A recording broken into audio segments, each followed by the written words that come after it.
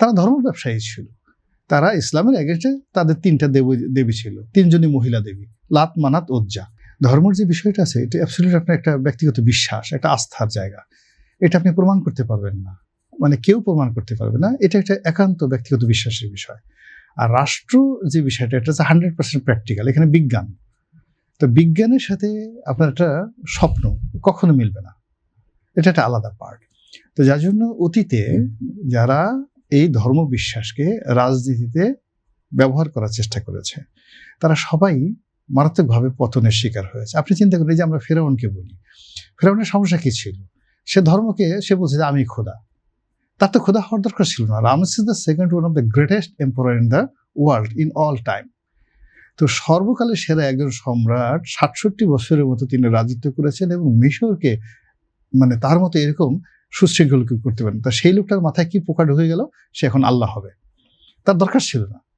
ফলে কি হলো দেখেন, এখন পর্যন্ত সে অভিশপ্ত। আপনি দেখেন যে আমরা আবু জেহেল, আবু লাহাব থেকে শুরু করে বিভিন্ন লোকরা যে আমরা মূলত করি, তারা ধর্ম ব্যবসায়ী ছিল।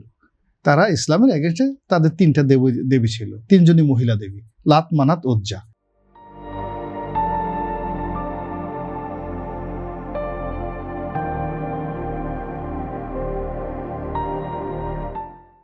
এই তিনটা মহিলা দেবীকে কেন্দ্র করে তারা 360টা আবার ছোট ছোট খোদা বানিয়েছে। এই খোদা বানিয়ে কাবা শরীফকে কেন্দ্রিক একটা বিরাট বাণিজ্যিক কেন্দ্র গড়ে তুলেছে। মুহাম্মদ রাসূলুল্লাহ সাল্লাল্লাহু আলাইহি ওয়াসাল্লামের সাথে তাদের প্রথম যে সমস্যাটা ছিল, সে বলছে যে তোমার এই খোদাগুলো ঠিক না, এগুলো মাটির তৈরি। তা কি হলো, এই যে ধর্ম ব্যবসায়ী, তারা কি কেউ টিকছে?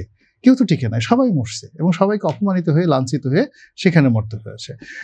আমাদের ইসলাম ধর্মের মধ্যে ধরেন বিভিন্ন সময় এই বিভিন্ন গ্রুপ আছে, কেউ ভণ্ড নবী দাবি করে বসছে, কেউ নিজেকে ভণ্ড পীর দাবি করে বসছে, অনেকে নকল কাবা, রাজবাড়ি না কোথায় যেন একটা নকল কাবা বানিয়ে মানিকগঞ্জে কোথায় সেখানে দিকে বলতে হজ যাওয়ার দরকার নেই। এখানে তো প্রথম গোপনে গোপনে 1 বছর 2 বছর দারুণ ব্যবসা, কিন্তু পরবর্তীতে দেখা গেল সেই ব্যবসা আর থাকে না। এখন জামাতকেই বাস্তবতা বুঝতে হবে যে ইসলাম 1400 বছর হয়েছে, বা ইসলামী আন্দোলনকে বুঝতে হবে 1400 বছর হয়েছে। এখন জামাতের শফিক, ডাক্তার শফিক জামাতের সভাপতি, কিংবা চরমনায়ের পীর যিনি আছেন, তাদের কথাই আমি ধরি, এদের তুলনায় সম্রাট আওরঙ্গজেব কি অশিক্ষিত ছিলেন? 53 ইয়ার্স, যার 53 লক্ষ বর্গ কিলোমিটার ছিল তার রাজত্বের। আমাদের এখন ভারত হলো 35 লক্ষ বর্গ কিলোমিটার, 53 লক্ষ বর্গ কিলোমিটার এই শাসন। তিনি কি 53 বছরে একবার একটা ধর্মভিত্তিক রাষ্ট্র করতে পারতেন না? কিন্তু করেন নাই। মোর সেকুলার, মানে যাকে বলা হয় মুঘল যে ডাইনেস্টি, সেকুলার।